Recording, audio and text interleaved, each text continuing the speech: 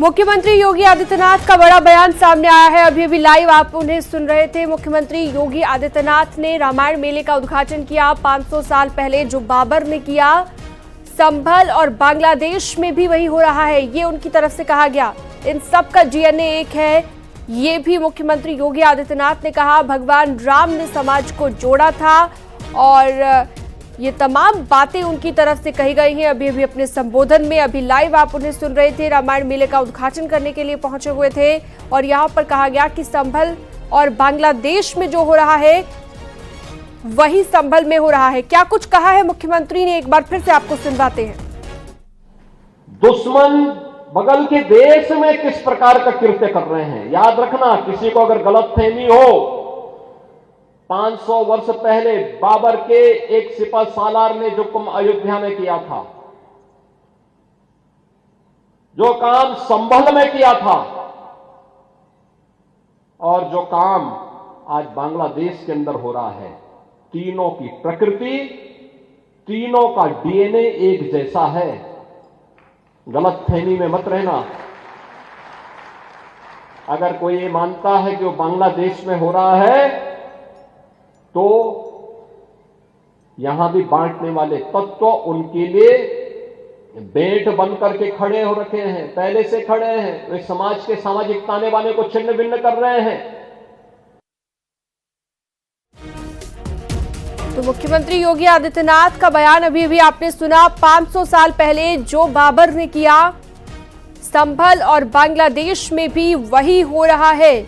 इन सब का डीएनए एक है, ये भी मुख्यमंत्री ने कहा। भगवान राम को लेकर भी उन्होंने कहा कि भगवान राम ने समाज को जोड़ा था।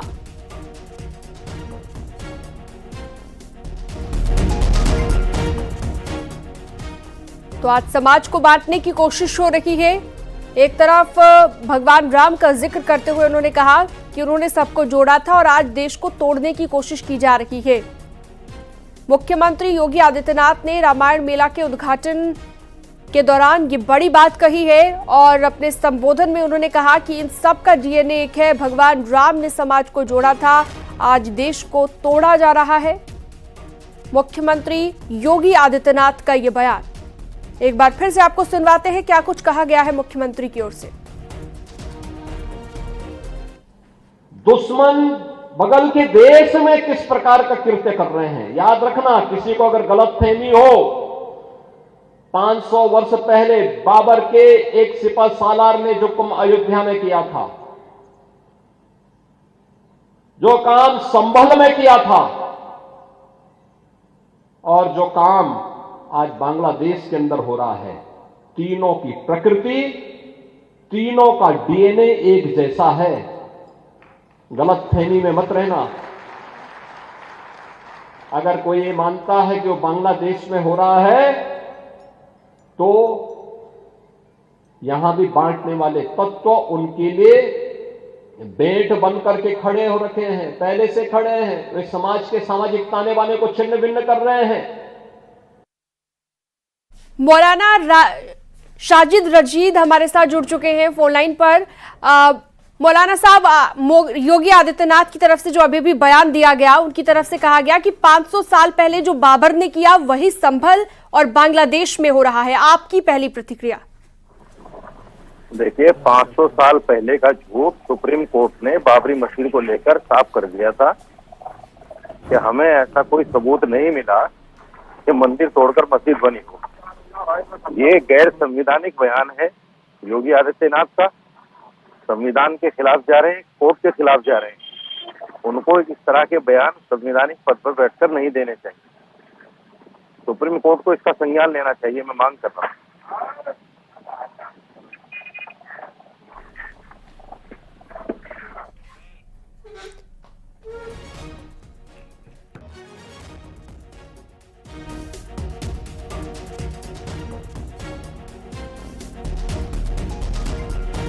अभी भी हमने आपको सुनवाया, संभल और बांग्लादेश में भी वही हो रहा है। इन सब का डीएनए एक है। ये बड़ी बात राम मेले के उद्घाटन के दौरान मुख्यमंत्री योगी आदित्यनाथ की ओर से कही गई है। मौलाना साजिद रशीदी जी हमारे साथ लगातार जुड़े हुए हैं, मुस्लिम स्कॉलर है।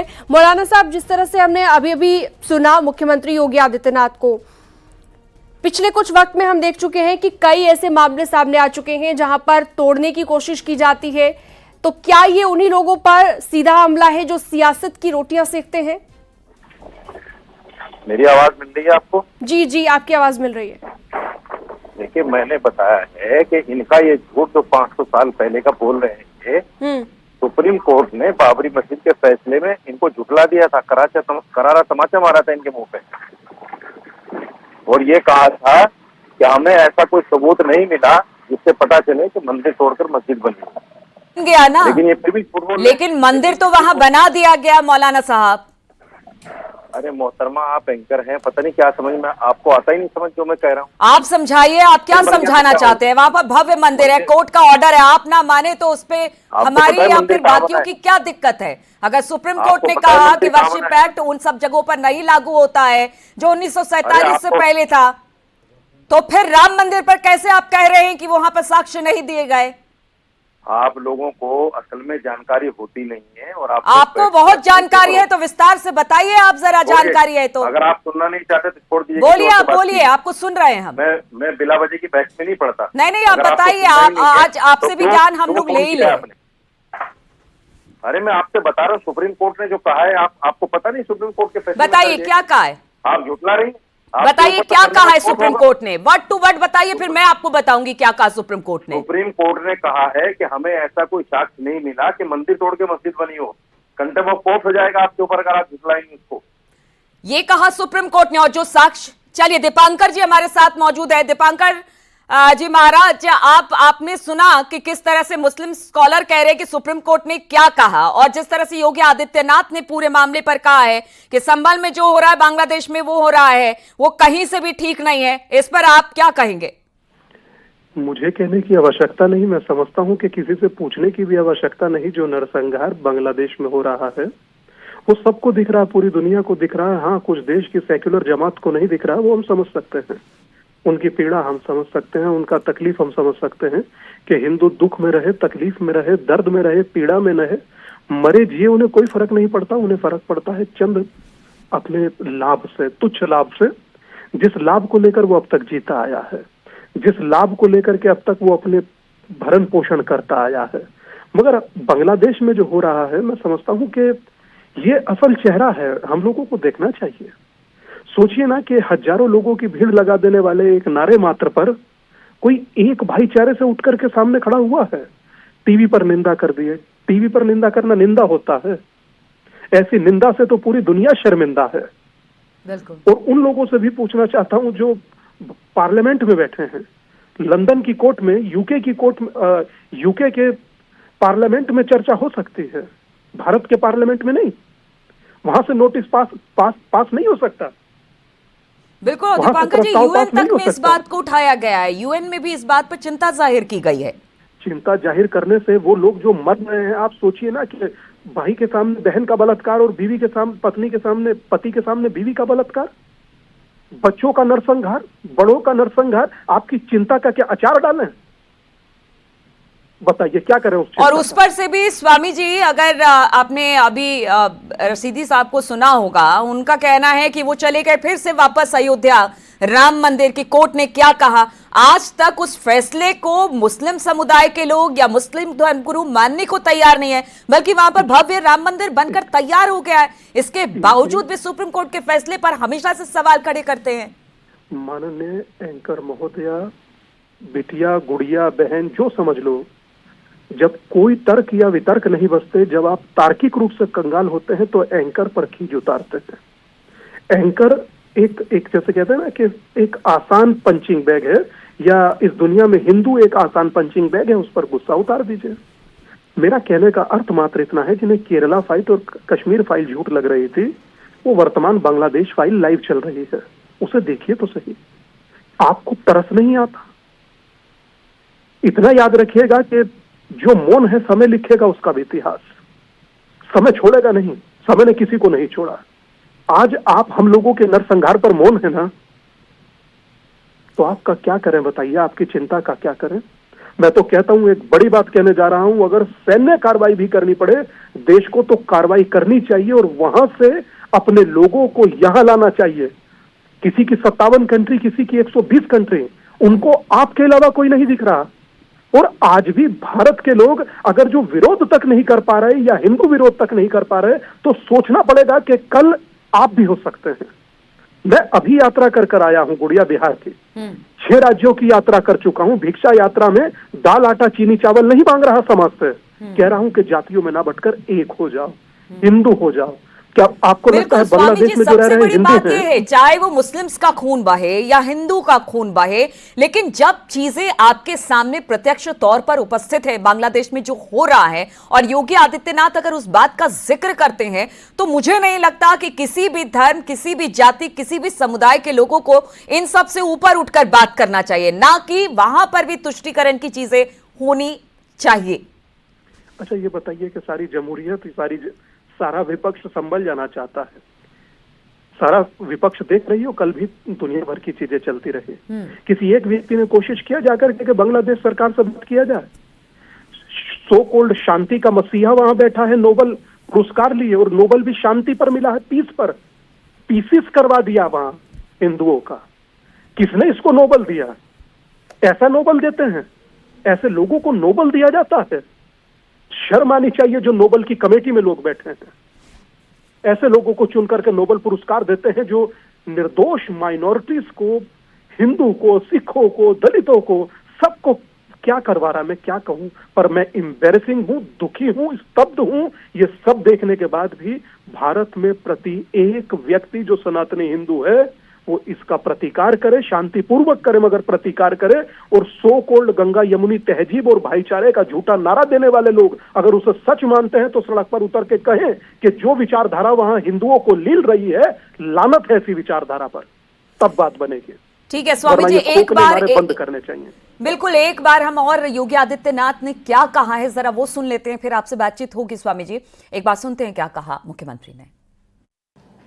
दुश्मन बगल के देश में किस प्रकार का कृत्य कर रहे हैं, याद रखना। किसी को अगर गलतफहमी हो, 500 वर्ष पहले बाबर के एक सिपह सालार ने जो काम अयोध्या में किया था, जो काम संभल में किया था, और जो काम आज बांग्लादेश के अंदर हो रहा है, तीनों की प्रकृति, तीनों का डीएनए एक जैसा है। गलतफहमी में मत रहना।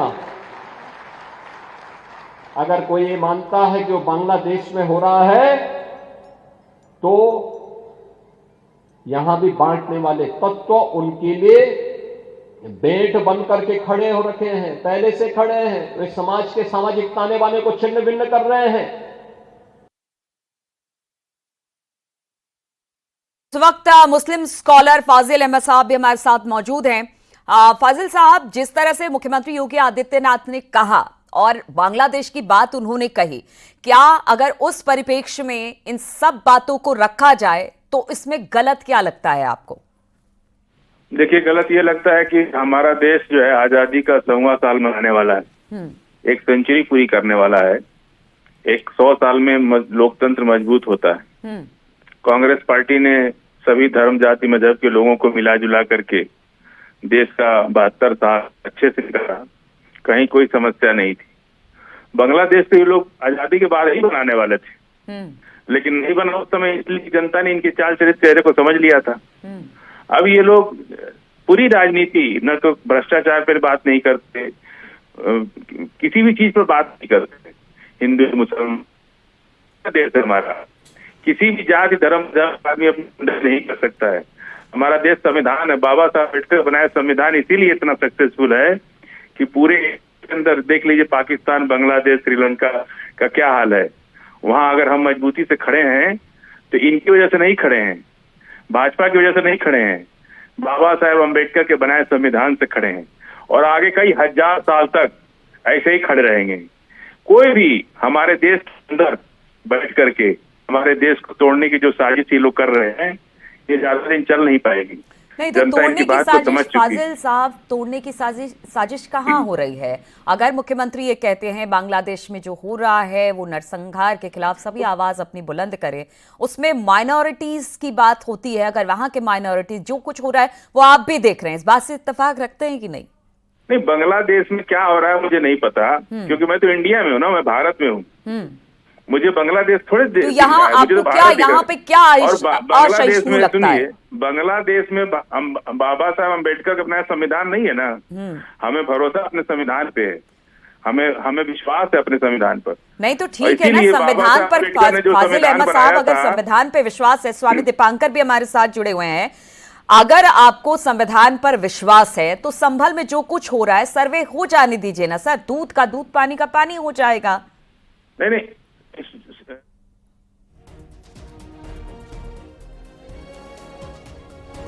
फाजिल साहब, 3 बौद्ध गुफाएं मिली हैं सोमनाथ मंदिर में। हाँ, तो उसको क्यों नहीं बुद्ध को दे रहे?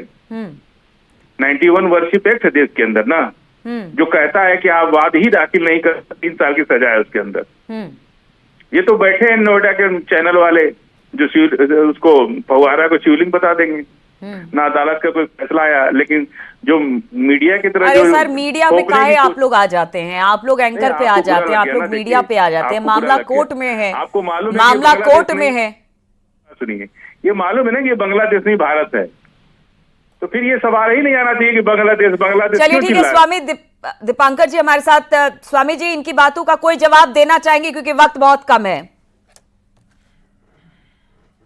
चलिए, लगता है हमारे साथ इस वक्त नहीं जुड़े हुए हैं। आप दोनों का बहुत बहुत शुक्रिया हमारे साथ जुड़ने के लिए। तो मुख्यमंत्री ने जो बयान दिया, अब उस पर लगातार बातचीत हो रही है और इस पर लोग अपनी अपनी टिप्पणी कर रहे हैं।